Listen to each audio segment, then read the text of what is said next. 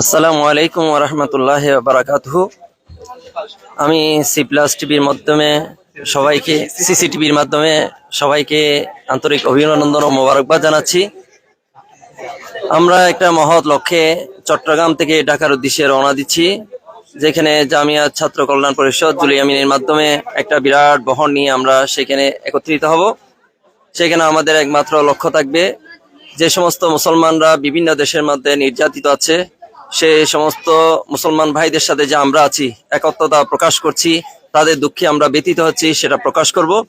এবং বিশ্বের যে সমস্ত মুসলিম কান্ট্রি আছে, যারা শক্তিধর আছে, তাদেরকে ওই সমস্ত নির্যাতনের বিরুদ্ধে রুখে দাঁড়ানোর জন্য আমরা এখান থেকে তাদেরকে আহ্বান করব। অর্থাৎ ওলামা ইকরামের এটা দায়িত্ব হিসেবে, ইমানি দায়িত্ব হিসেবে আমরা সেই দায়িত্ব পালনের লক্ষ্যে এই চট্টগ্রামের এই জামিয়া আহমদিয়া সুন্নিয়ার ময়দান থেকে রওনা হচ্ছি। আশা করি ইনশাল্লাহ আমরা এই সমাবেশ সফল হবে। আল্লাহ রাব্বুল আলামিন তার প্যারা রসুলের রসুলায় এই সমাবেশকে সফল করুক, আমিন। আসসালামু আলাইকুম ওয়া রাহমাতুল্লাহি ওয়া বারাকাতুহু।